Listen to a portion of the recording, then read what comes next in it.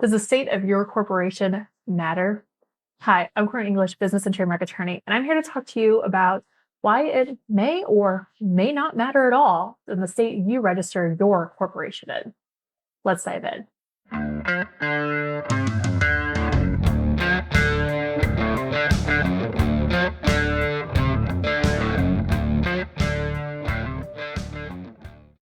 First off, you've probably heard it.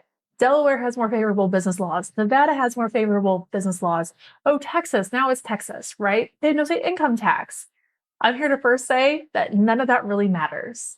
I know, surprising.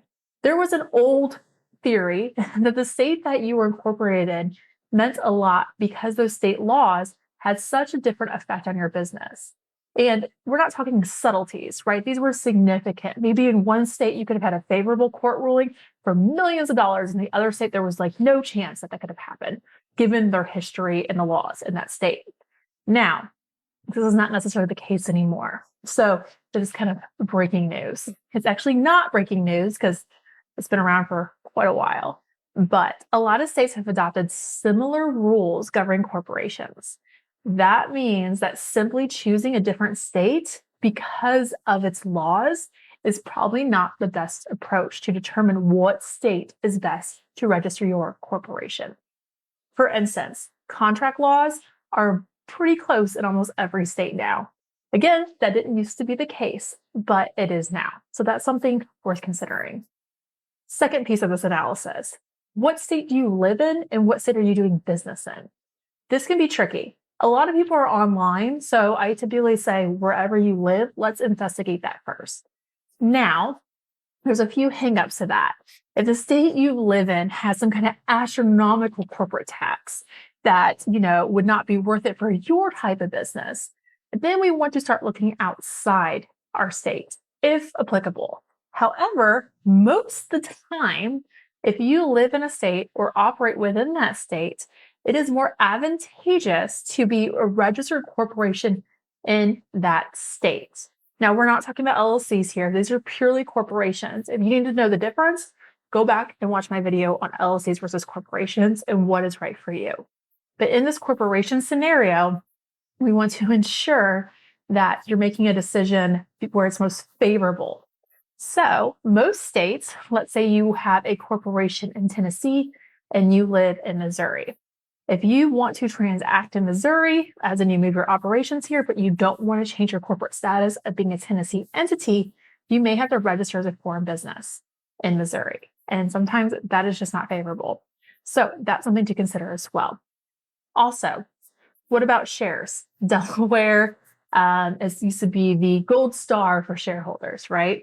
The reason why I still, and a lot of attorneys, despite all these other things I said, will register your business in Delaware or even Nevada is because investors are typically more comfortable with these states. Now, this goes back to what I said before, right? The laws have changed. It's not really applicable as much as it was before. The advantages aren't substantial, and sometimes that cost just outweighs your advantages. However, if you have investors who are seasoned, they have a checklist of what they are comfortable with.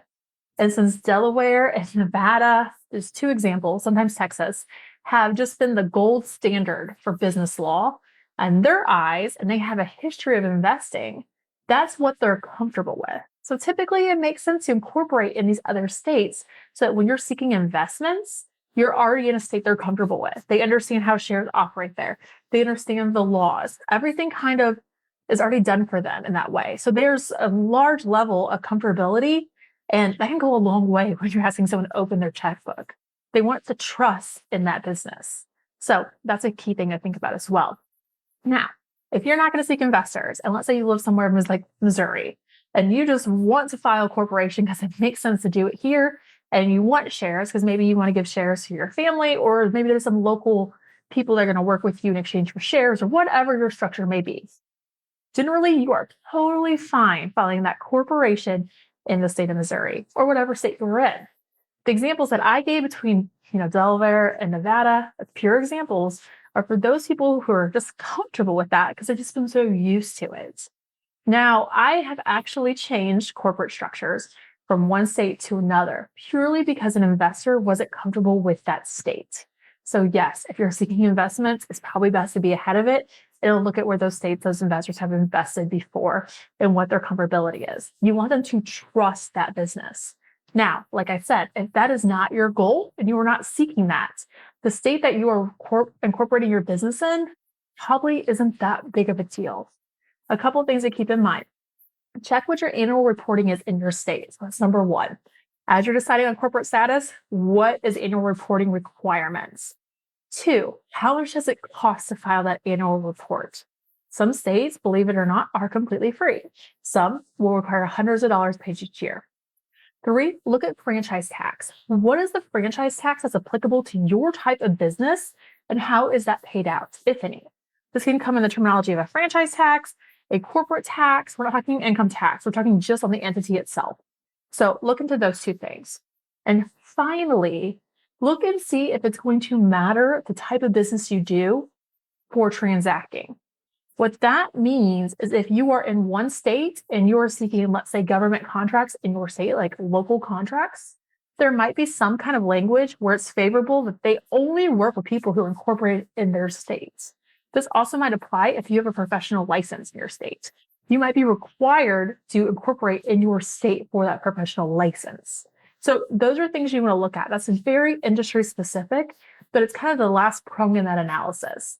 The reason is you don't want to incorporate in a different state just for these favorable potential shareholders. Then you find out you're missing out and leaving money on the table because you couldn't get certain contracts or transact in a certain way in your state because you just kind of jumped ship and went there. So you want to slow down your steps, do all your research on this before you pick a state. Now, if you have any questions, please reach out, let me know. Any more things you'd like to learn about, please drop them below. Thanks.